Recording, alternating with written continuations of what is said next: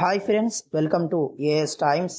Friends, రాష్ట్రంలో ఉండే ration కార్డుదారులందరికీ రాష్ట్ర ప్రభుత్వం వారు శుభవార్త అయితే చెప్పారండి. సో రేషన్ కార్డు ఉన్న ఒక్క కుటుంబానికి 10,000 రూపాయల చొప్పున డబ్బులని అయితే రాష్ట్ర ప్రభుత్వం వారు పంపిణీ చేయడం జరుగుతుంది. సో అది ఎప్పుడు పంపిణీ చేస్తున్నారు, ఎవరి ఖాతాలలో డబ్బులైతే వేయనున్నారు, సో దానికి సంబంధించినటువంటి పూర్తి వివరాలు మనం ఈ వీడియోలో తెలుసుకుందాము. ఈ వీడియోలోకి వెళ్లే ముందు ఒక చిన్న రిక్వెస్ట్ ఫ్రెండ్స్, ఈ వీడియోని ఎక్కడ స్కిప్ చేయకుండా పూర్తిగా చూడండి. అప్పుడే మీకు నేను చెప్పిన ఇన్ఫర్మేషన్ అనేది క్లియర్గా అర్థమవుతుంది. అలాగే ఈ వీడియో నచ్చినట్లయితే కంపల్సరీ లైక్ చేసి మీ ఫ్రెండ్స్ అండ్ ఫ్యామిలీకి కూడా షేర్ చేయండి. సో ఇక వివరాల్లోకి వెళ్తే కనుక, రాష్ట్రంలో ఉండే వీరందరికీ రాష్ట్ర ప్రభుత్వం వారు ఒక నిబంధన అయితే పెట్టడం జరిగిందండి.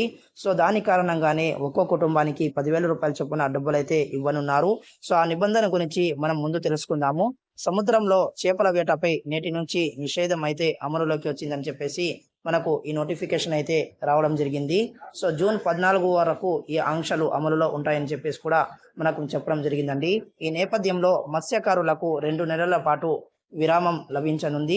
మత్స్య సంపద పెరిగే కాలం కావడంతో 61 రోజుల పాటు సముద్రంలో చేపల వేటపై ఏటా ప్రభుత్వం నిషేధం అమలు చేస్తోంది. కాగా ఈ విరామం సమయంలో కుటుంబానికి 10,000 రూపాయల చొప్పున మత్స్యకారులకు రాష్ట్ర ప్రభుత్వం ఆర్థిక సాయం అందించనుందండి. సో చూసారు కదా ఫ్రెండ్స్, చేపల వేటకు 2 నెలల బ్రేక్ అయితే వేయడం జరిగింది.